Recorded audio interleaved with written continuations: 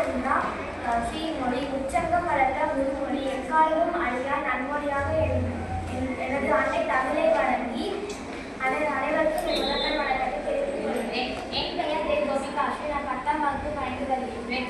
பட்டங்கள் வளர்ப்பதும் சட்டங்கள் செய்வதும் பாரியில் பெண்கள் நடந்து வந்தோம் என்று பாரதியாரின் பாடலுக்கு ஏற்ப இன்று ஆண்களுக்கு இணையாக பெண்களும் கல்வி கற்க வேண்டும்.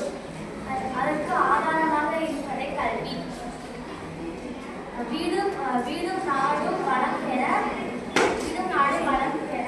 பெண் கல்வி முக்கியமாகும். தந்தை கட்டளை அதற்கு தகர் என்று கல்வியின் முக்கியத்துவத்தை அன்பே திருவள்ளுவர் கூறியுள்ளார்.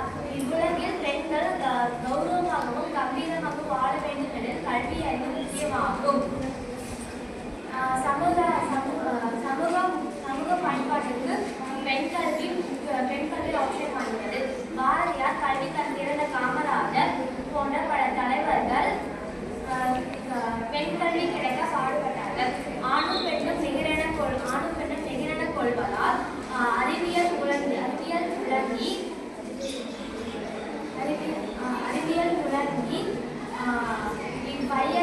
இவ்வையகம் கலைக்குமாம் என்று பாரதியாரின் அடிகளுக்கு ஏற்ப ஆண்களுக்கு இணையாக பெண்களும் கல்வி கற்க வேண்டும்.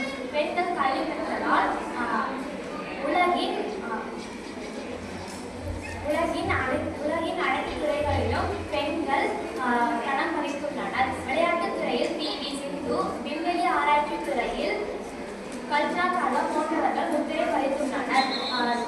இந்திரா காந்தி, ஜெயலலிதா அம்மா போன்ற பெண் தலைவர்கள் இந்நாட்டை ஆட்சி செய்துள்ளனர். ஆண்களுக்கு இணையாக பெண்களும் சாதனை படுத்தி வருகிறார்கள். ஊதுகோலை கையில் எடுக்கும் பெண்கள் எழுதுகோலை கையில் எடுக்க வேண்டும். சிந்திக்கும் மூளை அவளுக்கு உண்டு, நிந்திக்க வேண்டாம் அழுகிறமை என்று பாரதியாரின் வரிகளுக்கு ஏற்ப பெண்களையே முன்னேற்றோம், அதில் நாட்டின் முன்னேற்றத்தை காண்போம் என்று கூறி வாய்ப்புக்கு